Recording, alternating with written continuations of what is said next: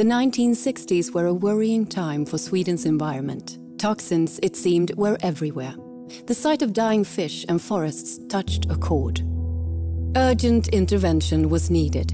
In 1967, Sweden became the first country to establish a national environmental protection agency. 2 years later, it was first to introduce an Environmental Protection Act. From then on, companies were held responsible for their emissions and environmental footprint. At the same time, the government launched a system of incentives for eco-friendly technology. It also started funding industrial research programs to develop new ways to tackle environmental challenges. Progress was remarkable. As an example, by the late 1970s, Sweden had become a world leader in filter technology for sulfur, dust and heavy metal emissions. Meantime, another trend was paving the way for the cleantech boom.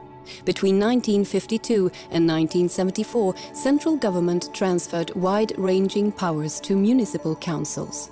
This decentralization created a strong local framework for environmental policymaking, delivering real change on the ground.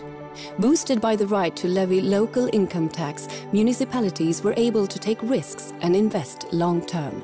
They kept faith, for instance, in biogas through the early years when the technology was initially unprofitable.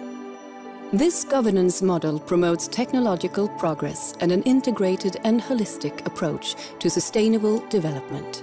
It also spurs cooperation between the public sector, private business and academia. Unlocking the synergies between urban systems delivers more for less. We call this approach SymbioCity.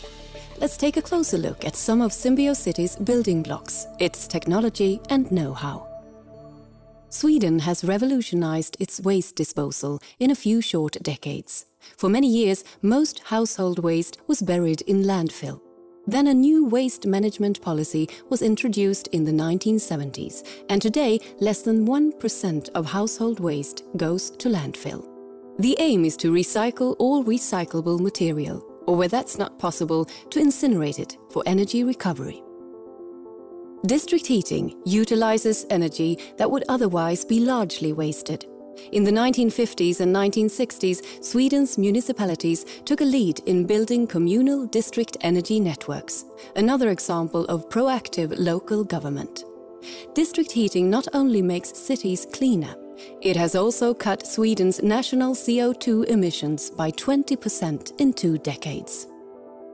In the 1970s and 1980s, successive oil crises and nuclear accidents kick-started a new debate on how to develop alternative energy forms. And so emerged a groundbreaking policy initiative, a strategy for biofuels. Biofuel development really took off after introduction of a carbon tax in 1991. Today, biofuel is Sweden's largest energy source, accounting for almost 32% of total energy supply. Biogas has been produced in Sweden's wastewater treatment plants since the 1960s. Strong investment in research and development saw biogas production flourish to such an extent that it reduced our oil dependency and waste residues. As much as 50% of the biogas produced in wastewater treatment is now converted into vehicle fuel.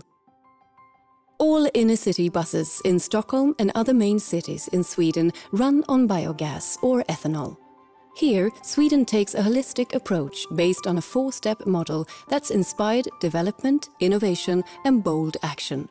It's about saving on journeys, converting to clean energy, encouraging non-motorized transport and enabling public and shared alternatives. Everything's connected.